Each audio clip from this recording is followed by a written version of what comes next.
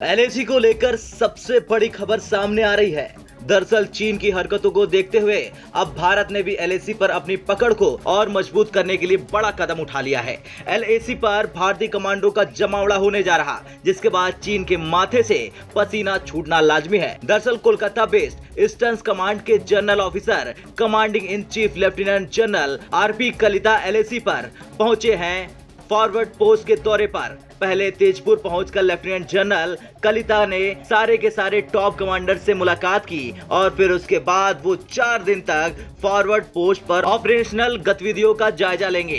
तेजपुर में गजराज कोर के पास पूर्वोत्तर में चीन सीमा से सटे इलाकों की सुरक्षा का जिम्मा है, जिनमें सुपर हाई एल्टीट्यूड को घने जंगल वाले इलाके शामिल हैं। अरुणाचल प्रदेश का एक बड़ा हिस्सा भी इसी कोर में आता है, जिसे लेकर चीन अरसे से अपने दावे ठोकता आया है। इस पूरे इलाके में पिछले कुछ समय में भारतीय सेना चीन को ज्यादा टक्कर देने के लिए स्ट्रेटेजिक सड़कों, पुलों और टनल का निर्माण कर रही, ताकि भारतीय सेना किसी भी परिस्थिति में युद्ध के लिए तैयारी पुख्ता बना ले। इस रणनीति को तैयार करने के लिए सेना के अलग अलग वरिष्ठ अधिकारियों के अलावा वरिष्ठ राजनयिक और शिक्षाविद एकजुट हुए हैं। पूर्व ambassador Ashok Kantha, professor Srikanth Kodapalli, Shri Jaidev Ranade, doctor Amrita Jash, Shri Claude Arpi, lieutenant general Ranbir Singh जैसे जानकार तेजपुर में होने वाले इस सेमिनार में शिरकत करेंगे। इसके साथ ही साथ पूर्व सेना कमांडर उत्तरी कमान लेफ्टिनेंट जनरल राज शुक्ला, सेनानिवृत्त पूर्व सेना कमांडर सेना प्रशिक्षण कमान और लेफ्टिनेंट जनरल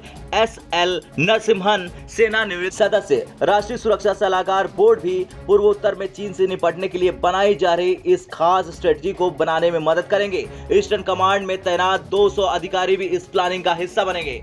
तो वहीं इससे पहले 16वें दौर की चीन भारत कोर कमांडर स्तर की बैठक पर टिप्पणी करते हुए चीन के राष्ट्रीय रक्षा मंत्रालय के प्रवक्ता कर्नल वू कियान का बयान सुनिए, जिसमें वो कह रहे थे कि बैठक में दोनों पक्षों ने रचनात्मक और दूरसंदेशी तरीके से मुद्दों पर चर्चा की। वार्ता में दोनों पक्ष 4 आम सहमति पर पहुंचे। इस दौरान कमांडरों की बैठक में एलएसी को विवाद को निपटाने पर चर्चा की। इसके तहत राजनीतिक मार्गदर्शन का पालन करना और दोनों देशों के नेताओं द्वारा प्राप्त महत्वपूर्ण सहमति को गंभीरता से लागू करना है। दूसरी आम सहमति एलएसी पर समग्र स्थिति पर ध्यान केंद्रित करने और द्विपक्षीय संबंधों की बहाली की गति को बनाए रखने पर बनी है। साथ ही मतभेदों को प्रभावी ढंग से प्रबंधित और नियंत्रित करना है। इसके साथ ही दोनों पक्षों के बीच संचार और बातचीत को बनाए रखने और जल्द से जल्द एक पारस्परिक रूप से स्वीकार्य समाधान तक पहुंचने पर भी सहमति बनी है। खैर, अब देखना ये होगा कि चीन कब तक अपनी सेना पीछे हटाएगा और कब वो ऐलान करेगा कि भारत से लड़ना